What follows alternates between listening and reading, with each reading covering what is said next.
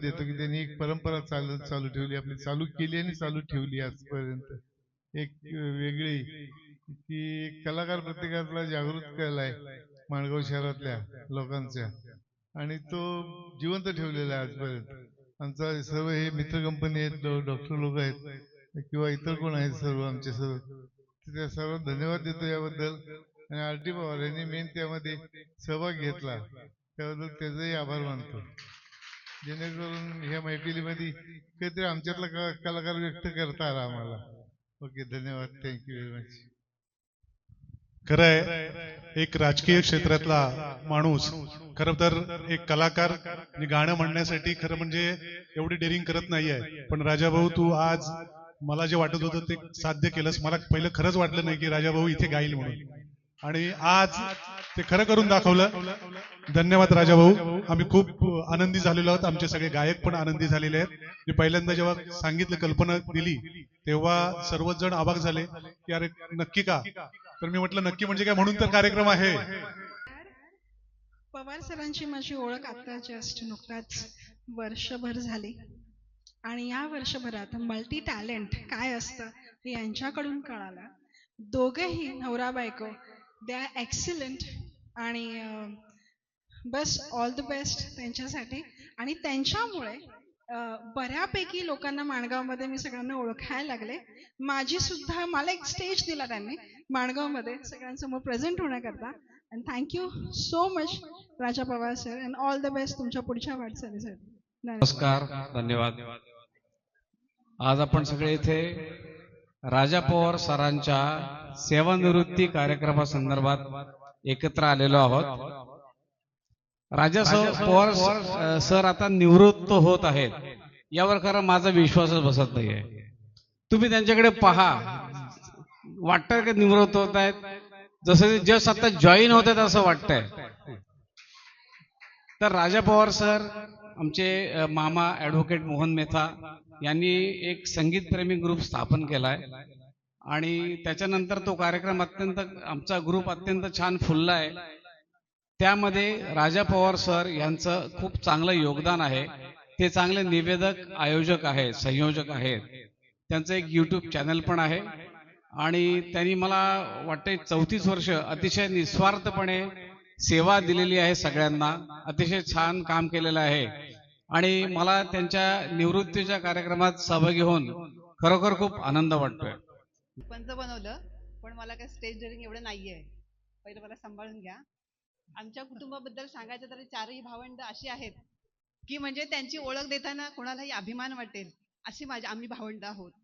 एक आहे पत्रकार आहे, तो पण सर्वात उत्कृष्टच आहे. दादाच्या बद्दल बोलायचं तर डान्स करणार आहे, प्लस ड्रॉइंग आहे. असं समजा आपण एखादा व्यक्ती असा बसलेला आहे ना, तर त्याच्याबद्दल लगेच स्केचिंग करून मिनिटात ड्रॉइंग करतो. त्याचे खूप कलागुण आहेत, म्हणजे मला आता इथे सांगता येणार नाहीत. मी जेव्हा लहान होते तर मी म्हणजे असं शेतावर वगैरे आईसोबत जायची, तर असं भांडी वगैरे घासताना कपड्यांना असे डाग वगैरे लागायचे. मग दादाने आमच्या एक दिवशी काय केलं, ती माझी फ्रॉक घेतलं आणि नदीवर गेला. एक तेव्हा 500 वडी असायची ना, ती वडी घेऊन स्वच्छ ती चांगली फ्रॉक घासलं आणि स्वच्छ आणून मला दिलं. मला म्हणते, सुनीता चांगलं छान राहायचं, फेअर अँड लवली लावायचं असं. म्हणजे त्याला नीटनेटकं राहायला आवडायचं, आणि मी एकदम वेंद्रासारखीच म्हणजे अशी राहायची. त्याच्यामुळे त्याच्या खूप आठवणी आहेत, जवळून खूप त्याचं प्रेम आहे आमच्या सर्वांवर. बस, धन्यवाद. मला काही जास्त बोलता येत नाही, पण आम्ही भावाप्रमाणे राहतो. मला भाऊ नसल्यामुळे ते दोन्ही मेवण्यांना मी भावासारखंच, कोणताही सल्ला घ्यायचा असला, काही असलं तरी आम्ही त्यांना विचारूनच सगळं. आता आमच्या मुलीच्या लग्नाच्या वेळेला पण त्या दोघांनी पण म्हणजे एकदम अतिशय, आम्ही एक कुटुंब आमचं, म्हणजे असे मेवणे आणि असं राहतच नाही आम्ही. काही असलं, मुलं पण आमची त्यांची, असं आम्ही एकच राहतो सर. थँक्यू. वा वा वा. एक तमाम प्रेक्षकांना राजा काकांबद्दल बोलायचं म्हणजे एक हुरहुरणारी कलाकार, अष्टपैलू व्यक्तिमत्व, आणि त्यांच्यासारखा शिक्षक रिटायर होतं म्हणजे नक्कीच इथल्या विद्यार्थ्यांचं नक्कीच नुकसान आहे. आणि मला वाटतं त्यांनी विद्याज्ञान रिटायरमेंट नंतर सुद्धा करावं असं मी त्यांना अपेक्षा करतो, कारण सर्व क्षेत्रात ते हुरहुरणारे कलाकार आहेत. पुढच्या वाटचालीसाठी तुम्हाला हार्दिक शुभेच्छा राजा काका. आजच्या कार्यक्रमाचे सत्कारमूर्ती आर.टी. पवार सर आणि त्यांच्या अर्धांगिनी सौ साधना पवार, येथे उपस्थित सर्व मान्यवर.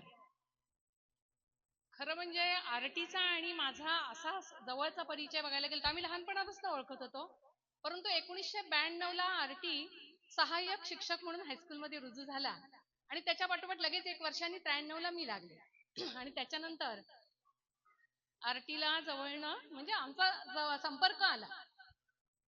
आरटीच्या बद्दल मी एक सांगेन इथे, एखादी गोष्ट आरटीला नाही पटली का आरटी खूप संताप किंवा खूप राग किंवा खूप चिडलेला मी त्याला नाही पाहिजे.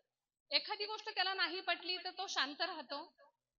समोरच्या माणसाने ओळखायचं की त्याला राग आलाय, मग तो असं कट मारणार, कडेने निघून जाणार, तो काहीच बोलणार नाही. मग आपल्या लक्षात येणार अरे आरटी बोलत का नाहीये, मग आपण त्याला विचारायचं काय झालंय का, मग तो म्हणणार त्या दिवशी असं असं असं असं असं झालं होतं, मग मला त्याचा राग आला. पण आरटीनी खूप मोठ्याने बोललेलं मी तर एवढ्या वर्षात त्याला नाही पाहिलेलं. स्वभावाने शांत नाही म्हणणार, ज्याच्याजवळ जमेल त्याच्याजवळ चांगलं बोलतो तो, पण पटकन नाही, जास्त तो पटकन मिक्स नाही होत. म्हणजे जिथपर्यंत मी त्याला 29 वर्ष हायस्कूलमध्ये सोबत काम केलंय, त्यामुळे एवढं तर आरटीला मी नक्कीच ओळखते. तर एवढंच सांगते आरटी की येणार तुझं जे पुढचं उर्वरित आयुष्य आहे रिटायरमेंटचं, तर ते अतिशय सुखाचं, समाधानाचं, आनंदाचं, भरभराटीचं जावं. सुप्त इच्छा राहिली असतील काय तर त्या सगळ्या तुझ्या पूर्ण होत आणि तुला निरोगी दीर्घायुष्य लाभो. आता एवढं सांगेन आरटी की आयुष्यामध्ये तुम्ही कितीही बंगला, गाडी, पैसा कितीही गोळा करा, सगळं खाली ठेवून प्रत्येकाला वरती जायचंय, तर आपलं शरीर ही आपली संपत्ती आहे. तर त्याच्यासाठी वेळ दे.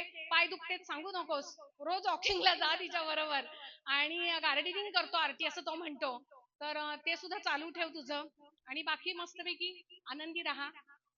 2 शब्द पूर्ण करते. धन्यवाद. विविध कला गुणांचा कलाकार, एक आदर्श शिक्षक, आणखी एक थोडक्यात मी सांगतो, दिल्लीत नरेंद्र, महाराष्ट्रात देवेंद्र आणि आपल्या माणगाव मध्ये एकमेव संगीताचा बादशाह राजेंद्र पवार सर. थँक्यू, धन्यवाद.